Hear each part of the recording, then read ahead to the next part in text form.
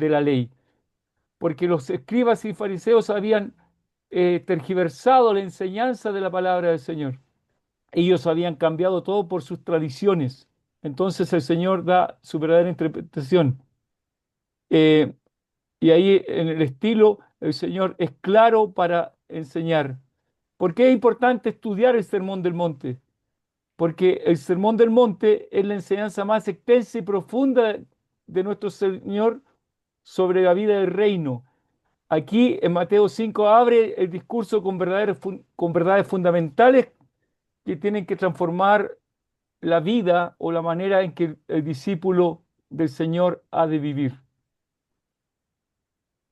Eh, bueno, el sermón es el corazón de la enseñanza de nuestro Señor Jesucristo. El sermón del monte es el corazón, lo más importante. Contiene la enseñanza clara y completa de nuestro Salvador, cómo deben vivir sus seguidores, han de vivir sus discípulos. Y es un resumen del carácter cristiano, la ética del reino y la vida del discípulo.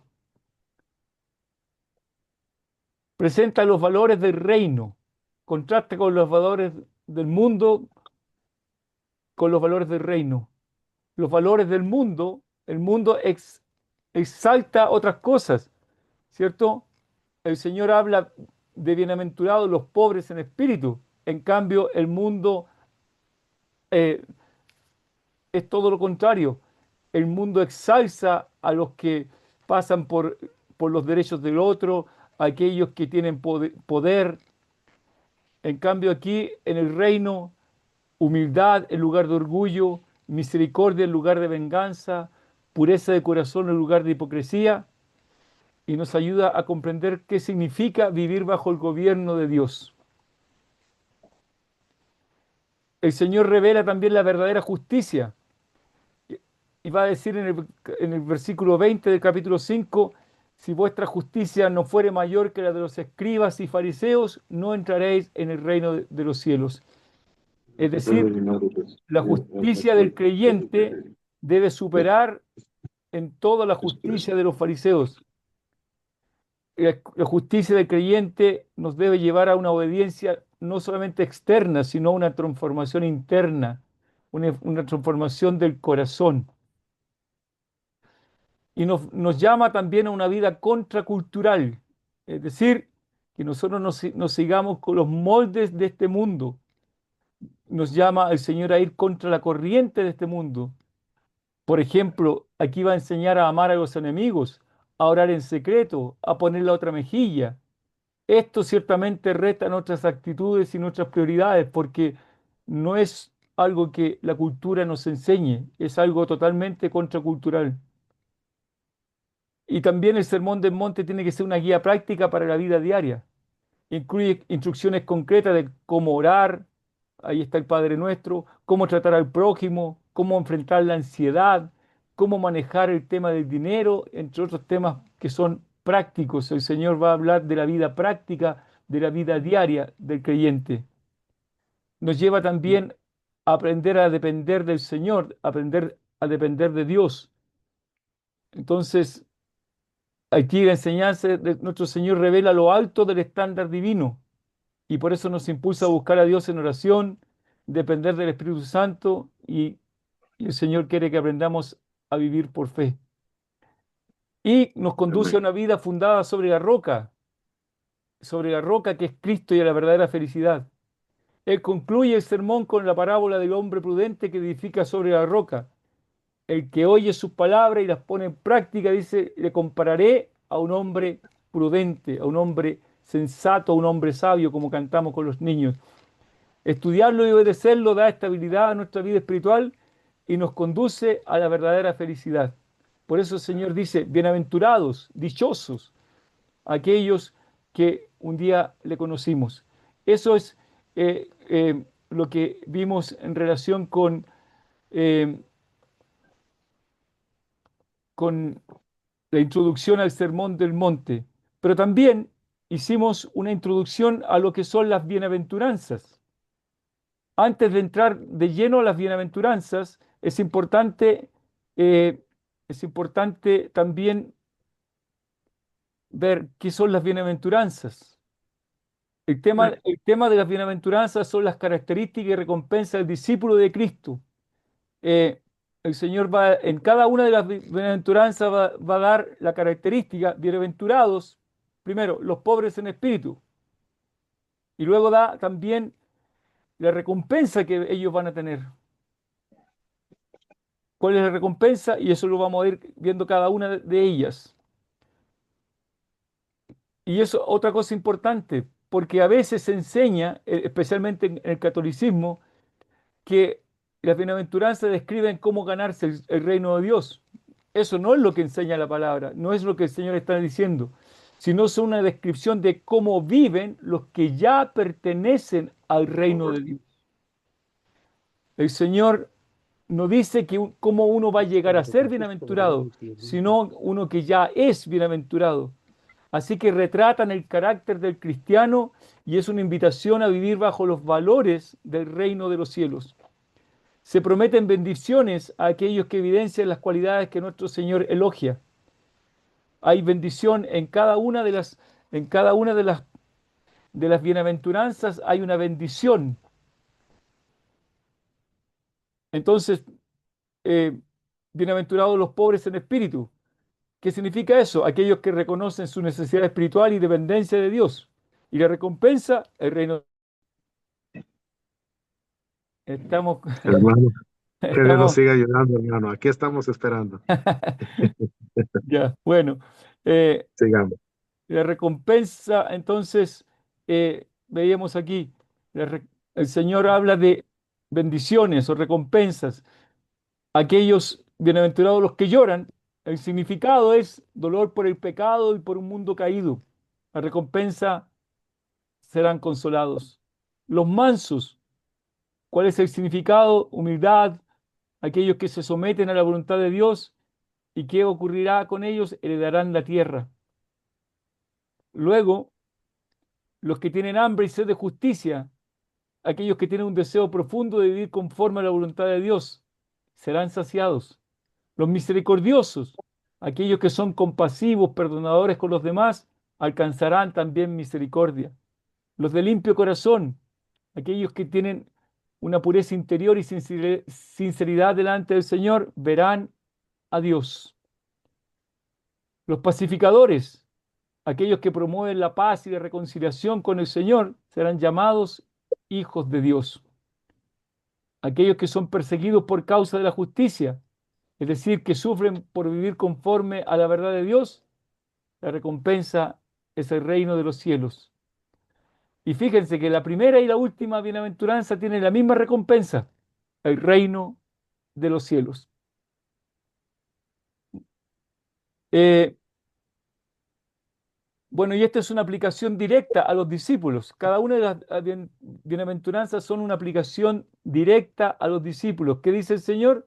Bienaventurados cuando por mi causa os vituperen y os persigan y digan toda clase de mal contra vosotros mintiendo. Gozaos y alegraos, porque vuestro galardón es grande en los cielos. Así que el Señor nos llama a gozarnos y alegrarnos, porque la recompensa es grande en los cielos, como sucedió también con los profetas del Antiguo Testamento. ¿Qué lecciones prácticas podemos sacar de las bienaventuranzas? Que es posible en este mundo caído, eh, encontrar la verdadera felicidad, porque la verdadera felicidad proviene de Dios, ¿cierto? El hombre perdió su felicidad cuando el pecado entró en el mundo, pero no la capacidad de llegar a ser feliz, porque podemos encontrar al Señor y el Señor nos ha encontrado. Las bienaventuranzas nos enseñan que cuán engañosa es la apariencia de este mundo. Ninguna de las cosas que el Señor nos enseña en esta porción apela a nuestro concepto carnal de felicidad. Ninguna. No es como, no es como el mundo pinta el mundo que vivimos. Las bienaventuranzas nos llaman a vivir con humildad, compasión, pureza, paz, valentía, confiando en la recompensa eterna más que el reconocimiento o el aplauso presente. Las bienaventuranzas son como un espejo para evaluar nuestro carácter y un mapa para la vida cristiana. Nos, nos tienen que llevar a vivir a la luz de las Sagradas Escrituras. Eso es lo que vimos entonces respecto de las bienaventuranzas. Y vamos a partir hoy con la primera bienaventuranza. ¿Qué dice? Bienaventurados los pobres en Hoy en espíritu. espíritu, ¿Por qué? Porque de porque ellos de ellos es el es reino el de los reino cielos. de los cielos. Bienaventurados los pobres en espíritu, porque de ellos es el reino de los cielos. Y aquellos, los expertos nos dicen que esto es enfático cuando dice, porque de ellos y solamente de ellos, no de otros, de ellos y solo de ellos es el reino de los cielos. El Señor dice en Isaías capítulo 57, Isaías capítulo 57, versículo 12. Isaías, perdón, versículo 15. Porque así dijo el alto y sublime, el que habita la eternidad y cuyo nombre es el santo. Yo habito en la altura y la santidad. ¿Y con quién habita el Señor? ¿Qué dice ahí? Con el quebrantado y humilde de espíritu, para hacer vivir el espíritu de los humildes y para vivificar el corazón de los quebrantados. Ese es un hermoso texto para aprenderse de memoria, entre paréntesis. Porque así dijo el alto y sublime, el que habita la eternidad y cuyo nombre es el santo. Yo habito en la altura y la santidad, con el quebrantado y humilde de espíritu, para hacer vivir el espíritu de los humildes y para vivificar el corazón de los quebrantados. ¿Cuál era esa cita, hermano? Disculpe. Isaías 57:15. Isaías capítulo 57, versículo 15 es un muy lindo versículo para memorizar. El que se había cortado. Ah, justo ya. Sí. Qué pena que hoy día estamos con hartos cortes, pero digamos, Otra. ¿quién, quiénes son los pobres en espíritu? Dice el Señor, bienaventurados los pobres en espíritu, porque de ellos es el reino de los cielos. Pero primero vamos a ver qué no dice la Escritura respecto de los pobres en espíritu. Lo que no dice las Escrituras respecto, antes de ir a qué es lo que dice cuando nuestro Señor habló de bienaventurados los pobres en espíritu, el Señor no se refiere a aquellos que sufren de carencias económicas o pobreza material. ¿Ya? No se refiere, insisto, a aquellos que sufren de carencias económicas o de pobreza material. El Señor no está hablando de eso, porque eso significaría que todos los pobres van al reino de Dios y todos los ricos estarían perdidos. Y sabemos que hay hombres ricos que llegaron a conocer al Señor, que llegaron a conocer eh, a su Señor y Salvador. Uno de ellos, por ejemplo, José de Arimatea. Y en la antigüedad, hombres ricos como David, Salomón, Mm, particularmente David, ¿cierto? Conocían al Señor. Así que no se habla de carencias económicas o de pobreza material. Cuando el Señor habla del rico y Lázaro, Lázaro fue a la presencia del Señor no porque fuera pobre, y sí, el rico no fue al Hades porque fuera rico, sino por su carácter perverso. El rico porque nunca se preocupó de conocer al Señor, pero Lázaro buscó al Señor en su necesidad. Así que no se refiere a aquellos que sufren de carencia económica o de pobreza material. Tampoco se refiere a a aquellos que tienen un espíritu retraído, son tímidos, apocados, débiles de carácter, porque eso tiene que ver con el carácter de una persona. No se refiere a eso. Hay personas que son así, que son apocados, son retraídos, que son débiles de carácter. Así que no se refiere a eso. Tampoco a aquellos que tienen un espíritu pobre, aquellos que tienen una bajeza espiritual, como dice Judas, los sensuales que no tienen el espíritu. No se refieren a ellos, a los pobres de espíritu, aquellos que cuando hablan, ¿cierto? Hablan desde su pobreza interior, ¿cierto? Cuando uno los escucha y hablando groserías, hablando bajezas, no se trata de esos, no se trata de los pobres, aquellos que tienen un espíritu pobre, un espíritu eh, que vive en la bajeza espiritual, no.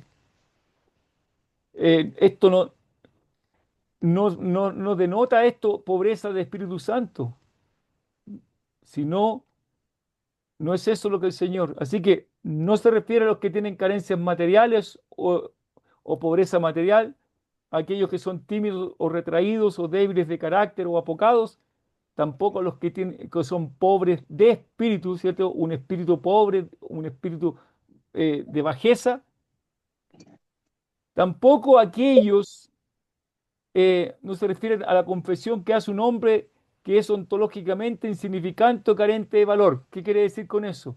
Hay personas que dicen, especialmente que pretenden mostrarse a otros como muy humildes y cuando oran, Señor, ten misericordia de mí porque yo soy un hombre ruin, soy un hombre que no vale nada, pero anda a tratarlo conforme a sus palabras. Ahí muestran que nunca han sido pobres en espíritu, ¿cierto?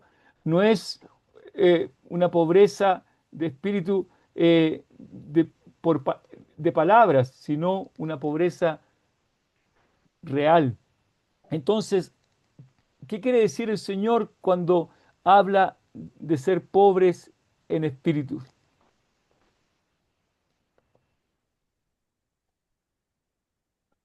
La palabra de Dios es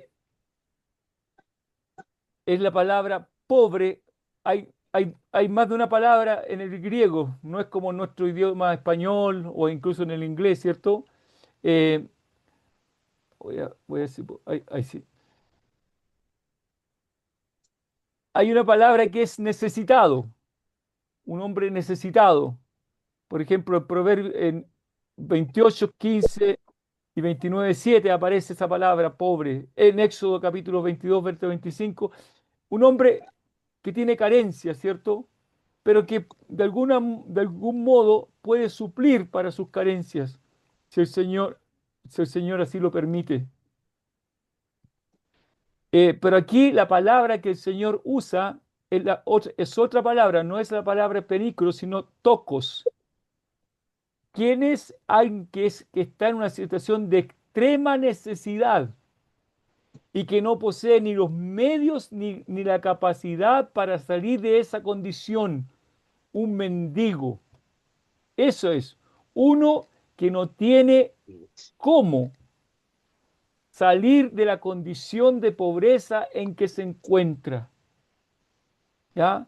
Es la misma palabra que el Señor utilizó cuando habló del rico y Lázaro. Cuando habló de Lázaro, ¿de qué habló? Que él era mendigo, un mendigo, uno que estaba, que dice ahí en Lucas 16, cuando se refiere al mendigo Lázaro, dice, eh, había también un mendigo llamado Lázaro que estaba echado a la puerta de aquel lleno de llagas y ansiaba saciarse de las migajas que caían de la mesa del rico y aún los perros venían y le lamían las llagas. Aún los perros venían, es decir, estaba en una condición paupérrima. De eso se trata, de uno que está en una condición de extrema necesidad y que no puede por sus propios medios salir de esa condición.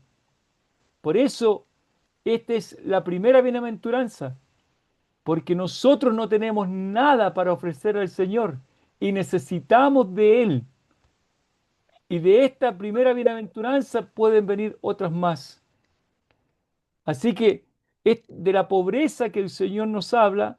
La pobreza en espíritu es el reconocimiento personal de la bancarrota espiritual en que nosotros nos encontramos. Es la confesión consciente de que somos indignos delante del Señor. Eso es Amén. para que nosotros lleguemos a, a tener la bienaventuranza que dice, bienaventurados los pobres en espíritu, porque de ellos es el reino de los cielos. ¿Quiénes son? Aquellos que reconociendo su pequeñez, su indignidad, contemplan la gloria del Señor, como lo hizo Isaías, ¿se acuerdan? Isaías, cuando contempló la gloria del Señor, ¿qué ocurrió con él? ¿Qué dijo Isaías? Oh, qué extraordinario, vi la gloria del Señor, soy un hombre afortunado. ¿Eso dijo? No, ¿cierto? Ay de mí, porque siendo hombre inmundo de labios y habitando en medio de pueblo que tiene labios inmundos, han visto mis ojos al Rey Jehová de los ejércitos. Él se consideró muerto en ese momento, porque pensaba que en su condición ver la gloria del Señor significaba para él la muerte, porque Dios había dicho, no me verá hombre y vivirá. Pero él, entonces, uno de aquellos seres celestiales que estaba allí, corrió y dice, tomando un carbón encendido del altar, dice, esto tocó tus labios y es quitada tu culpa y cubierto tu pecado. Esa es la condición de una persona, de un pobre, uno que reconoce su bancarrota espiritual, uno que está consciente de su indignidad delante del Señor. Lo mismo que hizo Pedro. Pero antes también pienso en la condición de Mefiboset, ¿cierto? Mefiboset un día fue llamado al palacio real. Pero ¿cómo reacciona Mefiboset cuando fue llamado al palacio real? Leámoslo mejor ahí en el segundo libro de Samuel, capítulo 9. Déjeme un poquito, voy a prender la luz. Segundo de Samuel, capítulo número 9.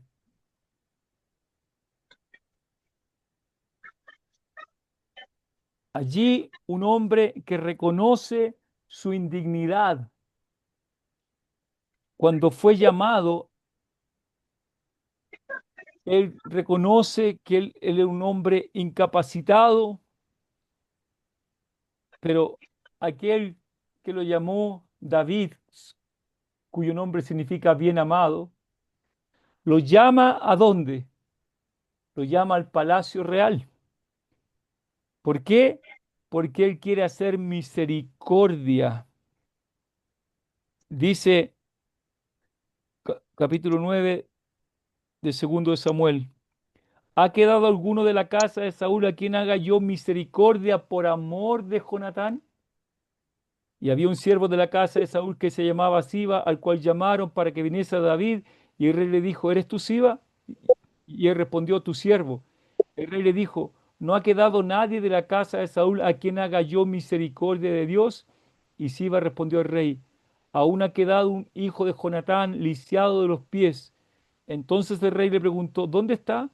Y Siba respondió al rey, he aquí está en casa de Maquir, hijo de Amiel, en Lodebar. Entonces envió el rey David y le trajo a la casa de Maquir, hijo de Amiel, de Lodebar. Y vino Mefiboset, hijo de Jonatán, hijo de Saúl, a David, y se postró sobre su rostro e hizo reverencia y dijo, David, Mefiboset. Y él respondió, he aquí tu siervo. Y le dijo David, no tengas temor, porque yo la verdad haré contigo misericordia por amor de Jonatán tu padre, y te devolveré todas las tierras de Saúl tu padre, y tú comerás siempre a mi mesa. Y él inclinándose dijo, ¿quién es tu siervo para que mires a un perro muerto como yo? Entonces el rey llamó a Siba, siervo de Saúl, y le dijo, todo lo que fue de Saúl y de toda su casa yo lo he dado al hijo de tu señor, etcétera. Pero ¿cómo reacciona él?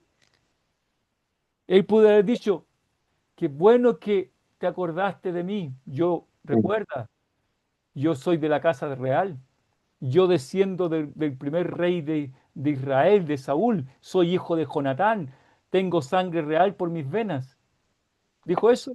No. No, Él dijo, él viene de un lugar desierto. Lo de Bar significa lugar sin pasto, seco, desierto. Pero viene a la casa del rey y el rey lo llama y él dice, primero se postra sobre su rostro en tierra, haciendo reverencia al rey. El rey le dice, no tengas temor porque yo haré contigo misericordia por amor de Jonatán tu padre. Te devolveré todas las tierras de Saúl tu padre y tú comerás siempre a mi mesa. Y él inclinándose dijo, ¿quién es tu siervo para que mires a un perro muerto como yo? A uno que no tenía ninguna esperanza, era pobre en espíritu, mm, pero el rey lo llamó. Y así nosotros fuimos llamados también al palacio real. Nosotros también fuimos llamados a la presencia del Señor y debemos reconocer nuestra necesidad, nuestra dependencia de Él. En Lucas capítulo 5, cuando los discípulos están pescando y habían estado toda la noche pescando y nada habían logrado, ¿cierto? El Señor les dice que echaran la red para pescar. Entonces Pedro le dice, Maestro, toda la noche hemos estado pescando y nada hemos conseguido, mas en tu palabra echaré la red. Y cuando hicieron eso, ¿qué ocurrió?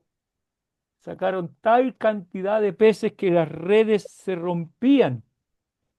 Y Pedro entonces reacciona diciendo, apártate de mí, Señor, porque soy hombre pecador. Reconoce su indignidad, reconoce la grandeza del Señor. Y otro más, Saulo de Tarso, que cuyo propósito era eliminar el nombre del Señor Jesucristo de la faz de la tierra. ¿Cómo comienza Hechos capítulo 9? Saulo, respirando amenazas y muerte contra los discípulos del Señor, vino al sumo sacerdote y le pidió cartas para las sinagogas de Damasco, a fin de que se hallase algunos hombres o mujeres, los trajese presos a Jerusalén.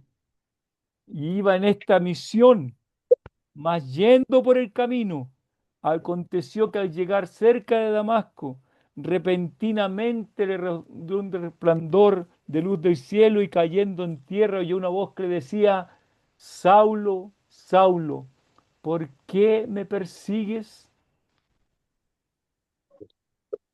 Inmediatamente él dice, ¿quién eres, Señor? ¿Se dan cuenta el tremendo cambio? ¿Quién eres, Señor? Él reconoce su indignidad. Ahora, él está temblando, temeroso. Dijo, Señor, ¿qué quieres que yo haga? Qué tremendo cambio. ¿Y por qué? Porque reconoció su indignidad. Allí ese hombre llegó a ser pobre en espíritu. ¿Por qué? Porque vio la grandeza de su Señor y Salvador. Y a partir de ese momento, su vida fue transformada totalmente. A partir de ese momento, Jesús es el Señor.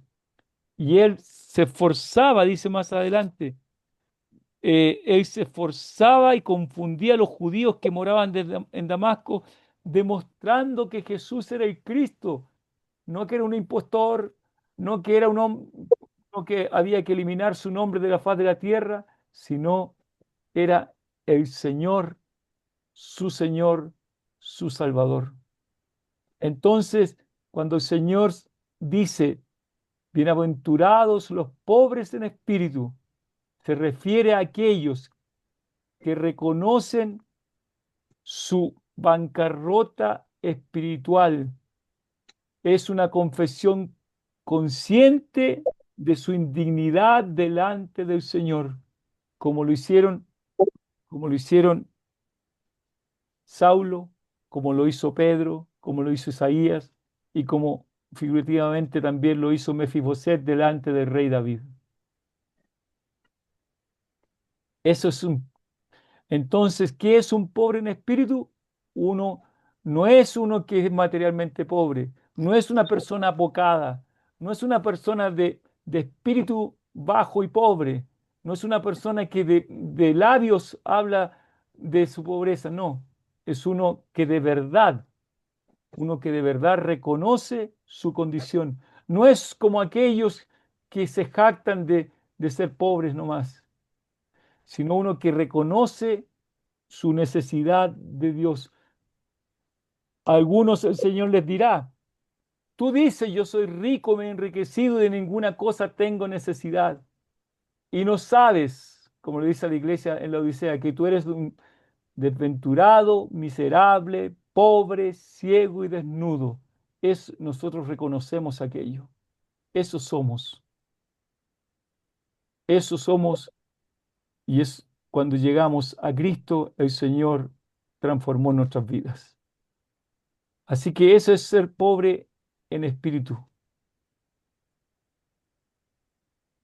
Ahora, ¿cuáles son las características que han de evidenciar una persona que es pobre en espíritu? El pobre en espíritu es uno que recibe, reconoce a Cristo en los términos de Él, no en nuestros propios términos. Es decir, un pobre en espíritu no pone condiciones. Lo vemos ahí en el caso de Saulo de Tarso. ¿Qué quería hacer Saulo de Tarso? Eliminar el nombre del Señor, ¿cierto? Qué era Jesús para Saulo antes de conocerle? Era un falso Mesías, era un embustero, era alguien que, que había engañado a muchos, ¿cierto? Y había que eliminar su nombre de la faz de la tierra. Y él creía que de esa manera él estaba rindiendo tributo a Dios. Tal como el Señor lo había dicho en el Evangelio de Juan, el Señor había anunciado aquí en, en el Evangelio de Juan capítulo 16, hablando a los suyos, estas cosas os he hablado para que no tengáis tropiezo, os expulsarán de las sinagogas. Y aún viene la hora cuando cualquiera que os mate pensará que rinde servicio a Dios. Eso es lo que pensaba Saulo, que que él estaba rindiendo servicio a Dios cuando perseguía a los cristianos. Pero cuando el Señor se le aparece, le dice, Saulo, Saulo, ¿por qué me persigues? Ya dejó de pensar en sus propios términos, dejó de pensar que él estaba en la razón y que todos los demás estaban equivocados. ¿Por qué? Porque conoció al Señor Jesucristo. Y ahora no era Jesús el falso Mesías, sino el Señor Jesucristo. Ahora era su Señor y su Salvador. Gloria a Dios. Así que a partir de allí también el verdadero pobre en espíritu aprecia, admira a Cristo y su gracia. Entonces, por eso Saulo de Tarso va a decir en la primera carta a los Corintios, me propuse no saber entre vosotros cosa alguna, sino a Jesucristo y a este crucificado. Y como va a decir Pedro también, para los que creéis, Él es precioso, nuestro Salvador, para los que creemos, Él es precioso. Así que uno que es pobre se se goza de recibir de la gracia, de la bondad de uno que es rico en misericordia por su gran amor con que nos amó, como lo dice Pablo en la carta a Tito.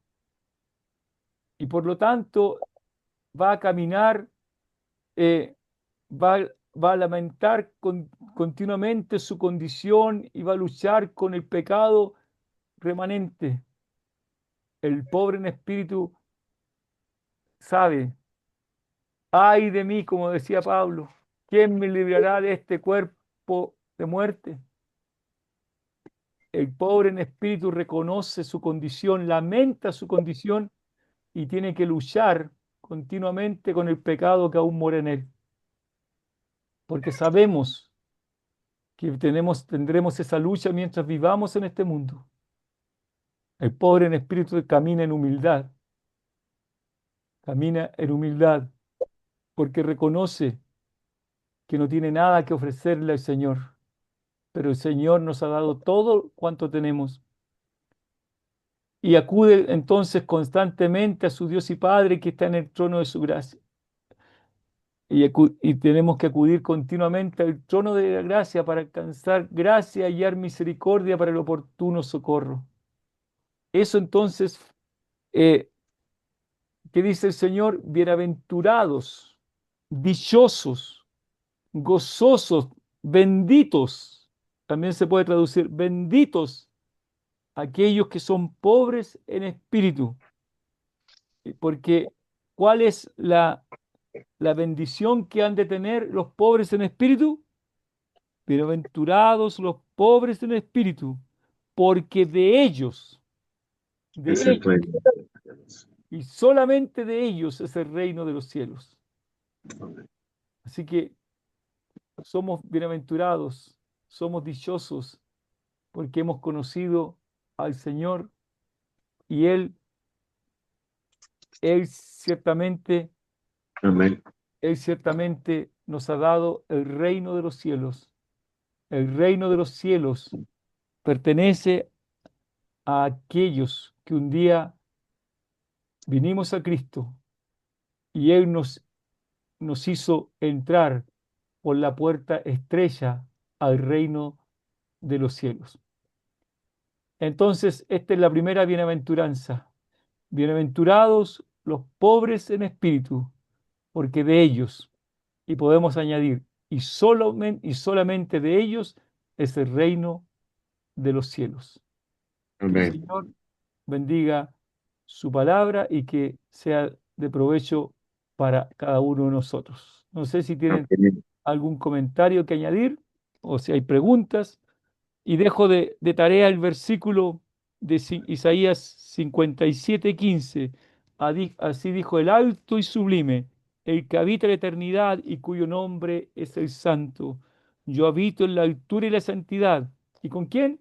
Y con el quebrantado y humilde de espíritu, es decir, con los pobres en espíritu, para hacer vivir el espíritu, para hacer vivir el espíritu de los humildes y para vivificar el corazón de los quebrantados.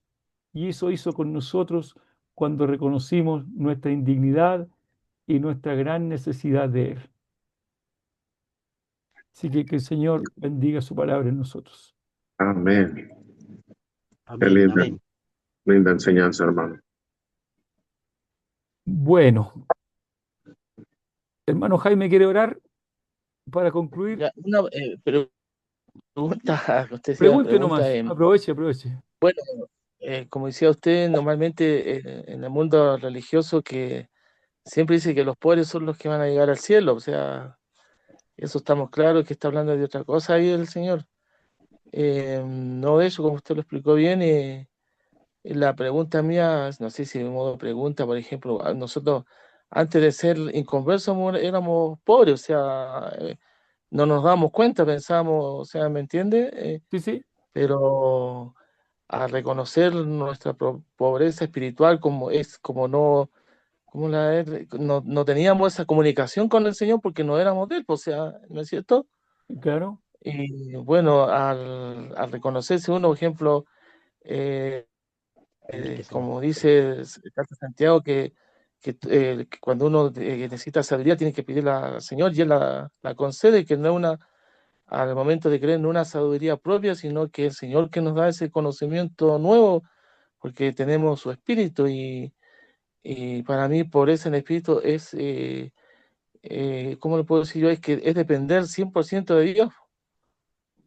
así Porque es, si Así yo es. digo, como, o sea, si yo pienso así, no, ya conozco la escritura, conozco el plan de salvación, es como si ya es suficiente, no es así, o sea, yo siempre digo, o sea, oro para que siempre depender de Dios, o sea, no puedo depender de mí, no puedo, y no hay de nadie más, pues, o sea, los demás son enseñanzas de nuestros hermanos, pero para mí eso es la pobreza de espíritu, o sea, que él comparte su riqueza, o sea, su sabiduría con nosotros, o sea, porque antes de no conocer al Señor uno no tenía ningún conocimiento del que hoy tenemos y bueno, el conocimiento, uno dice, es tan poquito que hoy día, por ejemplo, cuando nos enseñaban la clase de escuela dominical, bueno, yo pensaba, pensaba cómo será cuando estemos en su presencia, o sea, cuando dejemos todo esto, cuando nuestro cuerpo sea transformado semejante a la gloria suya, cómo irá a ser en ese momento cuando estemos con Él, todo lo que está escrito, o sea, en los siglos y siglos, que vamos a estar en su presencia, cuando le veamos cara a cara, cuando veamos el pago de nuestra redención, qué precioso, qué gozo será y como dice usted, lo contempló Isaías, aquel día nosotros ya vamos, ya hemos creído, ya un día vamos a ser perfectos cuando estemos en su presencia, cuando dejemos este mundo, este cuerpo, y, y ahí se va a notar toda esa riqueza que compartió con nosotros el Señor y que sigue compartiendo hasta que seamos llamados. amén. Bueno, ciertamente eso es, pues. Nosotros tenemos que siempre reconocer nuestra indignidad, nuestra pobreza, nuestra gran necesidad, para que no nos pase lo de la iglesia de la Odisea. Lo de la iglesia de la Odisea es una iglesia profesante, ¿cierto? El Señor le tiene que decir, tú dices, yo soy rico, me he enriquecido, de ninguna cosa tengo necesidad. Porque uno puede pensar, esta iglesia, aquí la iglesia tiene dones, está llena de muchas bendiciones que vienen de lo alto, pero todo eso lo hemos conseguido nosotros. ¿Y qué dice el Señor?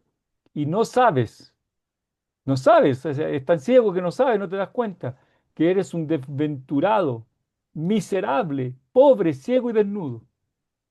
Nosotros lo sabemos, sin Eh, embargo. Nosotros sabemos que claro, o sea, por eso le digo yo somos eso. que ahora usted dijo profesante, o sea, podemos profesar algo que ¿cómo le puedo decir yo? Que nosotros muchas veces ni sabemos ni expresarlo, ni meditarlo, ni masticarlo cuando se está enseñando. O sea, se supone que ahí que uno lo eleva, lo saca a este mundo, en este momento cuando se está hablando, cuando se abre la escritura, cuando se habla del Señor, como usted está enseñando hoy día, cómo debemos ser semejante a Él, cómo nuestra vida tiene que ser transformada, cómo tenemos que dar testimonio de Él, ser diferentes, Así porque es, si no podríamos ser profesantes. claro que sí. Ya, muy buenos estudios. Ya, Ya, pues, Si don me, Johnny, per- vamos a orar. pero Estoy muchos, a oscuras yo acá adentro, porque las niñas están estudiando, tienen, la Domi tiene ay, ay, dos presentaciones, lunes, martes y miércoles, ahí están peleando. ya, hermano Vamos Jaime, a... si me permite agregar por lo menos un minuto, yo pienso que es muy importante lo que usted dijo, y un corazón enseñable. nos enseña el Señor en su palabra. Bueno, él mismo dice, ¿verdad?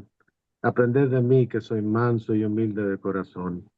Yo pienso que un corazón, en primer lugar, y lo más importante para ser pobre en espíritu es la humildad, que es muy difícil. Muchos, bueno, estamos hablando de los creyentes, muchos reconocer que nosotros somos indignos, ¿verdad? Especialmente delante de la presencia del Señor. Y también hay hermanos que les es difícil tener un corazón enseñable porque miran al hombre, o sea, a otros hermanos, en vez de tener su mirada a nuestro Creador. Así que solamente quería agregar eso, hermano, y es muy importante eso de tener y practicar y caminar en humildad. Amén.